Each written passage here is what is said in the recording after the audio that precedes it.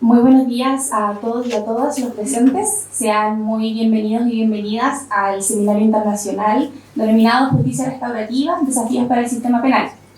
Este seminario es parte del proyecto Fondesit regular número 1200083 y cuenta con el auspicio del Centro de Estudios de Derecho Penal de la Universidad de Talca y de la Facultad de Ciencias Jurídicas y Sociales de la Universidad de Talca. Además cuenta con el patrocinio del Ministerio Público, de la Defensoría Penal Pública y la Fundación Paz Ciudadana. Para poder dar inicio a este seminario, primeramente vamos a escuchar las palabras de bienvenida del académico a cargo de este seminario, don Raúl Carnevali, de la Universidad de Talca.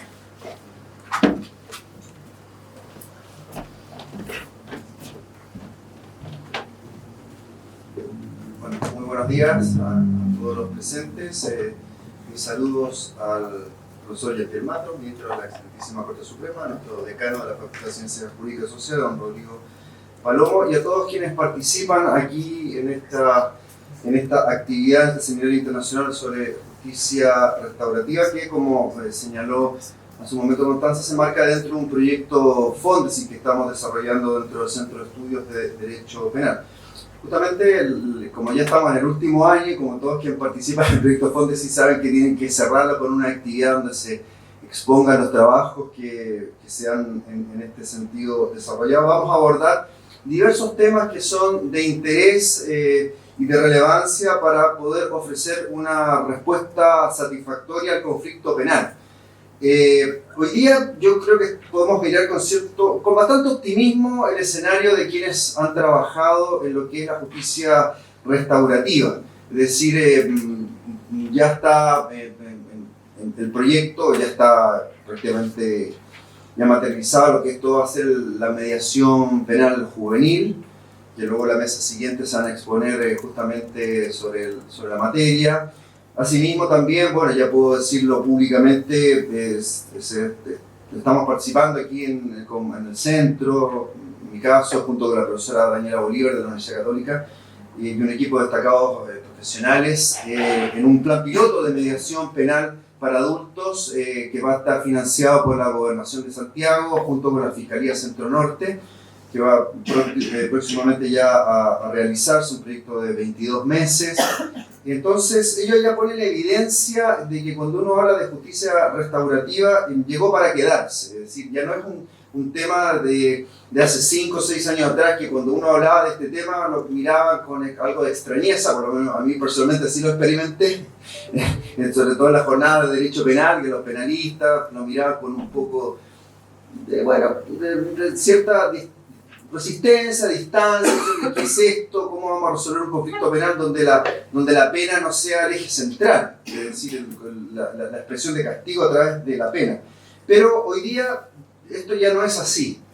Uno podría decir que ya estamos, podría decir, en una segunda etapa, o como se denomina 2.0, 3.0, si se quiere como darle una expresión sobre este punto. Es decir, ahora ya lo que se está discutiendo es, bueno, ¿cómo lo vamos a implementar? Es decir, ¿en qué etapa lo vamos a implementar? Y por eso uno de los temas que aquí también se van a abordar es, por ejemplo, lo que es la mediación penitenciaria. Es decir, que también es un tema que puede ser particularmente interesante, es decir, ya no centremos lo que es la mediación u otras formas de solución del conflicto a través de la justicia restaurativa en las etapas previas, o que tradicionalmente se centran en la salida alternativa, principio de oportunidad, sino verlo, bueno, ¿qué pasa si posteriormente lo hacemos? Puede ser durante la etapa del juicio, por ejemplo, o posteriormente a la ejecución de la sentencia, como señalé anteriormente, en la etapa de la mediación penitenciaria. Es decir, esos ya son temas que hoy día ya estamos discutiendo. Si bien es cierto, en otras latitudes ya esto ya está sentado de alguna manera y se implementa desde hace mucho tiempo, estamos ya trabajando, eso es lo importante. También uno podría empezar a discutir qué delitos se pueden aplicar a la justicia restaurativa, porque uno también se centra en los delitos de escasa gravedad, lo que da lugar a las salidas alternativas, principio de oportunidad, pero uno podría pensar, bueno, a lo mejor ampliar el elenco de delitos sobre los cuales se puede aplicar estos mecanismos de justicia restaurativa. Entonces, esto yo creo que, y ese es el propósito de este seminario, es bueno, ya exponer sobre esta materia, ya dando a entender de que esto, como he señalado, ya está y se va a implementar como una política pública. Ahora, el otro gran desafío, creo, y espero que también este seminario contribuya a ello, es el aspecto comunicacional también, porque yo creo que también un gran desafío de quienes trabajamos en esta materia es dar a conocer a la ciudadanía, a quienes van a llegar a este sistema, cómo se va a implementar, que no es un tema menor. Yo creo que es un importante compromiso quienes participaban en esto, de dar a conocer a la ciudadanía qué significa la justicia restaurativa, cómo un conflicto penal se puede resolver sin que se llegue a una pena, qué significa reparar a la víctima, qué significa la asunción de responsabilidad por parte del ofensor, qué significa todo ello. Eso también es muy importante darlo a conocer y darlo a entender, sobre todo en una sociedad como la nuestra, que en general tiene una mirada más bien punitivista y centra muchas veces la respuesta al conflicto penal a través de la pena y particularmente de las penas privativas de libertad. Entonces, explicar todo ello no es un tema menor en este punto. Esperemos que este seminario pueda despejar las dudas que en este sentido se pueden presentar.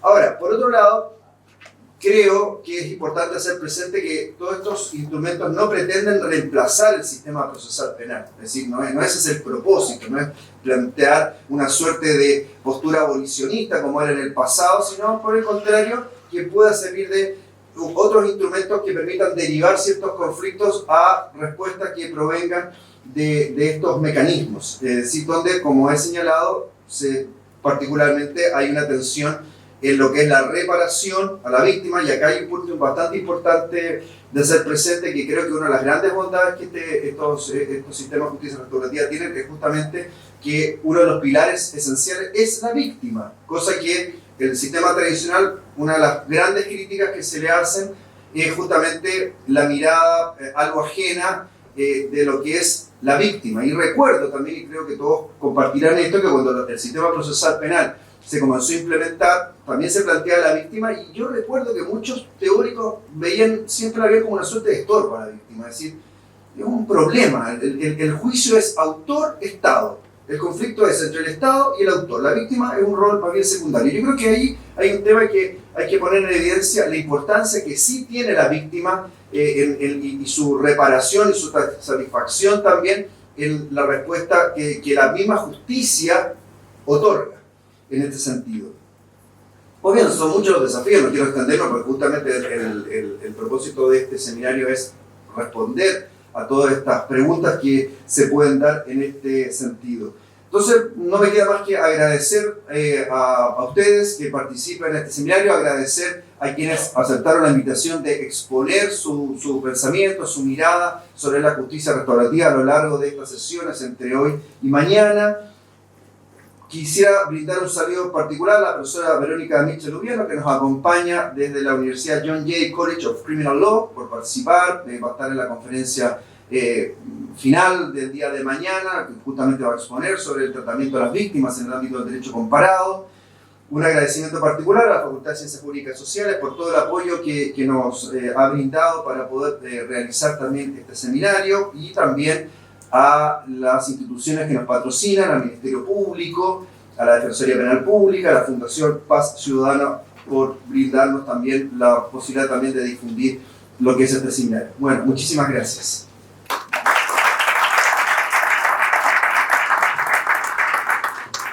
Agradecemos las palabras del profesor Raúl Carnevali, y a continuación le damos también una cordial bienvenida y recibimos las palabras del decano de nuestra Facultad de Ciencias Jurídicas y Sociales, don Rodrigo Palomo Vélez.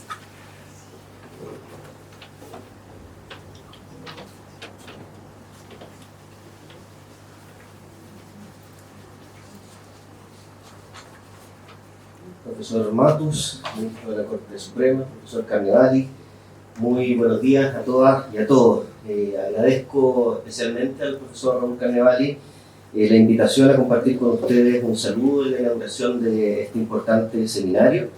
Es un honor para la Facultad de Ciencias Jurídicas y Sociales de la Universidad de Talca saludarles y recibirles.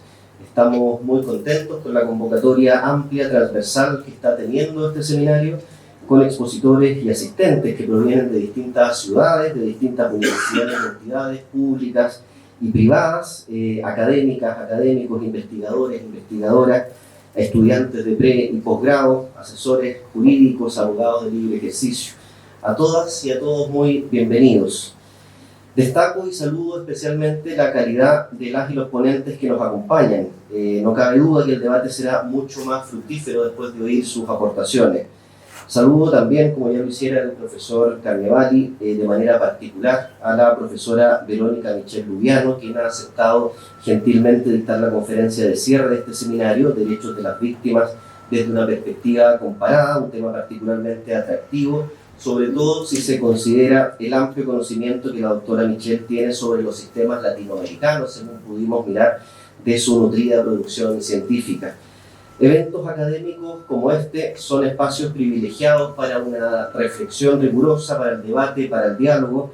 Son a la vez el corolario, la conclusión, pero también el germen de la productividad científica.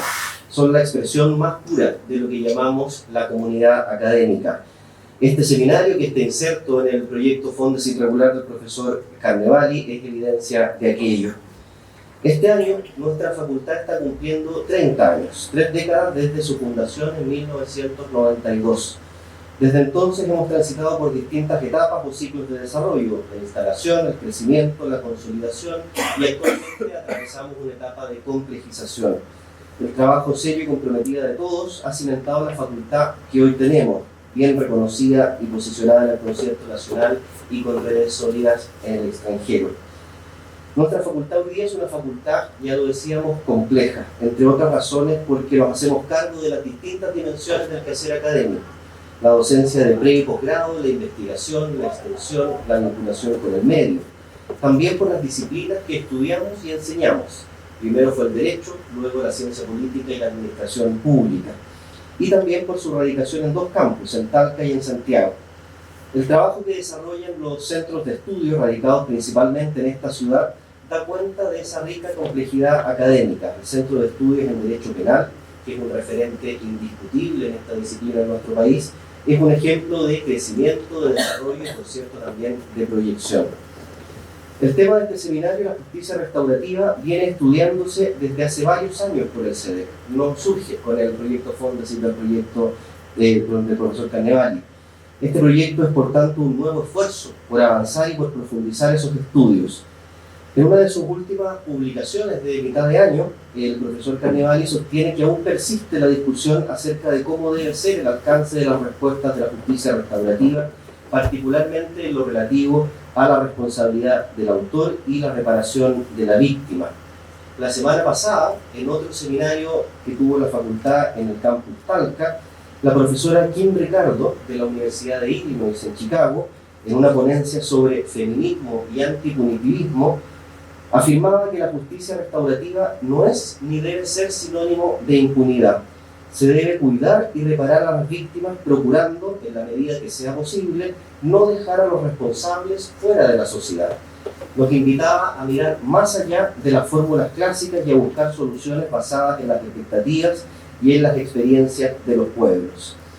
El proyecto, y este seminario en particular, nos invitan a seguir reflexionando con una perspectiva analítica sobre la justicia restaurativa, en tiempos en que, por distintas razones, se han abierto nuevos espacios para repensar la justicia en general.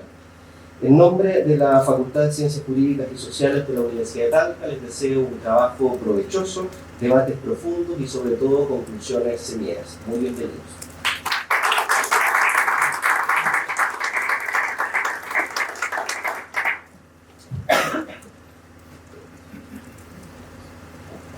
Muchas gracias, agradecemos las palabras de nuestro decano y sin dejar atrás también queremos recibir y agradecer la participación especial del ministro de nuestra excelentísima Corte Suprema, don Jean-Pierre Matos, a quien recibimos con un fuerte aplauso.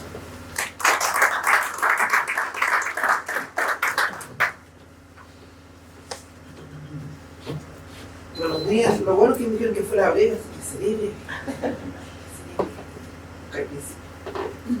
Bueno, primero voy a agradecer a Raúl por la invitación, colega que vivo muchos años, a Francisco aquí también, que lo conozco de muchos años, yo son los más viejos que conozco, así que los demás los saludo si quieren.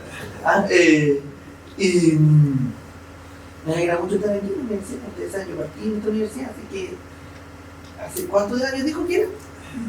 30 años, no lo vamos a repetir. Bueno.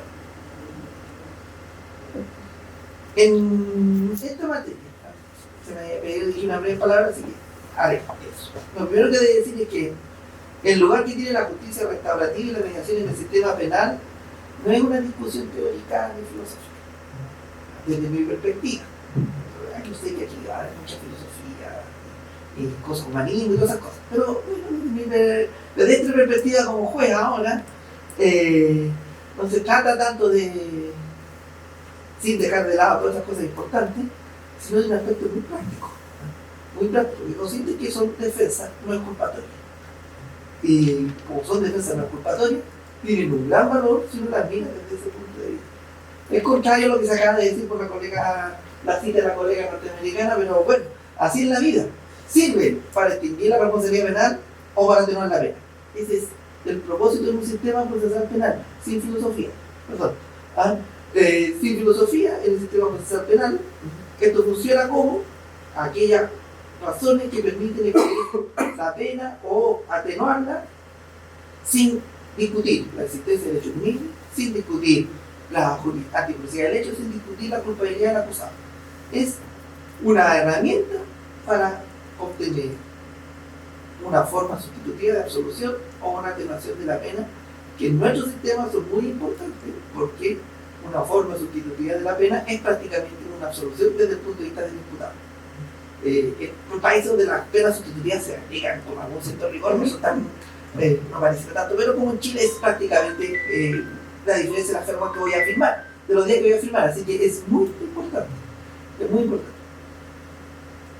También es tan importante, a pesar de, para la vida práctica y el trabajo que están haciendo, y entiendo que un proyecto piloto que habló Raúl, y todo lo que se puede hacer, porque descongestiona el sistema, porque permite unas soluciones adicionales que no están exactamente en los manuales, y es curioso porque resulta que es lo primero que alegan los abogados.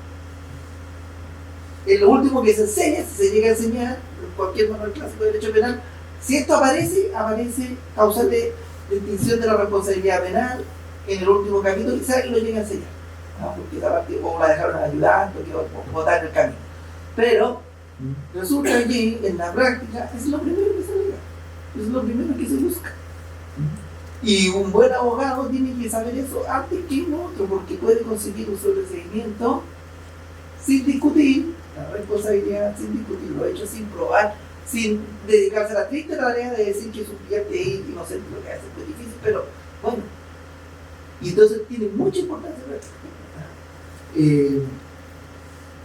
El problema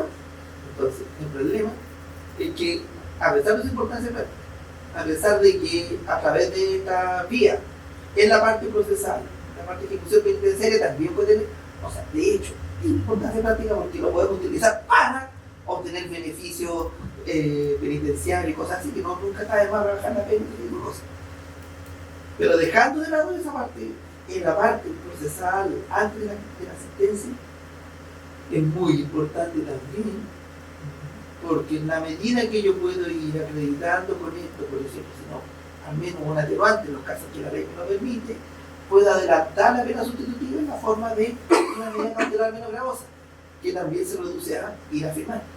Así que esto no es una cuestión ni teórica, ni de ser buena persona, ni de ser solamente comprensivo, etc. Se trata de una cuestión que tiene influencia práctica en el desarrollo de los procesos. En sistemas hiperjudicializados o sobrecargados, tienen una importancia más real para reducir la carga de los tribunales, y además, sí, la gente está de acuerdo en los casos que se pueden, para evitarse un grave problema que es pasar por la cárcel por un hecho que se puede evitar. Bueno, por eso, yo digo, más allá de toda la discusión teórica y todas las cosas bonitas que se van a hablar aquí, la cuestión es cómo hacemos que estos mecanismos que permiten la exclusión de la pena, o su atenuación, o su sustitución, se lleven a la práctica en los sistemas que conocemos. En nuestro sistema, lamentablemente, solo hay dos vías para hacerlo posible durante el proceso. Aparte de los acuerdos económicos que son por subterfugio, ¿no? Y el desistimiento de, bueno, he descubierto, dice la abogada, he descubierto un mejor estudio del examen, que los hechos no eran tan graves como venía en la querella y bueno, entonces me desisto. Pues es una forma de restauración por fuera, no institucionalizada. Pero la forma institucionalizada que tenemos el acuerdo reparatorio, tenemos la conciliación dentro del procedimiento de acción privada y tenemos eventualmente la suspensión condicional del procedimiento si no se utiliza como se utiliza hoy en día como forma de gestión, con metas de cumplimiento de gestión, entonces donde como son metas de cumplimiento de gestión ya no importa la víctima. Pero si uno asume que en alguna parte de las suspensiones condicionales hay indemnizaciones para las víctimas, ciertas medidas especiales que se podrían tomar a través de un proceso más formalizado de mediación, bueno, hay también algo que pasa. Naturalmente, como ya les dije, en los delitos en que se puede renunciar por la vía del desistimiento de la querella o de la renuncia de la acción penal privada o mixta, también son posibles antes, pero no está institucionalizado y creo que va a ser difícil institucionalizarlo. El problema que nosotros tenemos no solo es las limitadas posibilidades legales para su institucionalización, no para su realización, porque como les digo, hay formas oblicuas, sino que además en ciertos hechos donde tiene más importancia, donde parece ser más relevante, como en la violencia intrafamiliar, la ley la prohíbe. Y en ciertos delitos sexuales también la prohíbe. Y el 11 número 7 está prohibido en ciertos delitos de robo y hurto. Y en otros delitos donde no está prohibido, la reparación no tiene ninguna importancia para atenuar la pena porque hay reglas especiales de determinación de la pena que hacen que la atenuante juegue un rol muy reducido. Ahí hay una limitación legal de la que hay que hacerse cargo. En muchos países entonces la gente se hace cargo de una manera muy sencilla. Bueno, no se trata solo de excluir o atenuar la pena, sino también de producir otros efectos sociales. Se trata de que la gente enfrente al responsable, que el responsable se haga responsable, que le sirva en su proceso penitenciario, que a la persona le sirva como para a las víctimas, cuando se conocen, le sirva, cuando se conocen los victimarios, cuando no se conocen los victimarios, no sirve, no hay restauración en este sentido. Pero cuando se conocen a los victimarios, les sirva a las víctimas también para reconciliarse consigo mismas y restaurarse mentalmente, espiritual, como sea. El problema, como les digo, es que en este trabajo que se está haciendo, una de las cuestiones fundamentales es abocarse a las posibilidades legales de hacer que las víctimas y los presuntos responsables tengan no solo estímulos suficientes, sino espacio suficiente para llegar a una mediación, que la mediación aparte esté institucionalizada y no sea esta cosa oblicua que sencillamente cuánto me paga y todo va por fuera, sino una cosa institucionalizada y darle un espacio a eso. Así que, para terminar, dos pequeñas conclusiones. Es necesario, como ya les dije, de profundizar en ofrecer a los intervinientes del sistema penal mecanismos institucionalizados de mediación, que sean reservados, que no sean contradictorios, que les permitan en cualquier etapa del proceso sentarse a conversar y ver cómo lo vamos a arreglar este problema personal, si es que es personal, con o sin reconocimiento de culpabilidad, eso depende de la fórmula, pero que haya posibilidades de hacerlo con reconocimiento de responsabilidad y forma de hacerlo sin reconocimiento. Y que incluya todas las posibilidades, no la reducción de la pura defensa completa, sino que también incluye la posibilidad de una defensa incompleta, que también incluye la posibilidad de una defensa penitenciaria, de tal manera que esté presente en todo el proceso penal y de ejecución penitenciaria. Y también, que no es menos importante, cuando uno mira los delitos que están en el 241, que son aquellos que permiten un acuerdo reparatorio, la primera pregunta que quizás uno debiera hacerse es ¿por qué esas cosas son delitos? Y quizás también habría que entrar a plantearse por qué diablos estamos haciendo reparación en asuntos que no deberían estar en el sistema penal. O sí, estamos haciendo mediaciones y reparaciones, no sería eso mejor de nuevo, esas cosas que antiguamente se llaman tribunales de familia, tribunales civiles, donde efectivamente de eso se trata. Y es una pregunta que tampoco debe dejarse de lado, creo yo, en un seminario tan importante como este. Así que se lo agradezco mucho por la invitación y mucho éxito en su seminario. Gracias.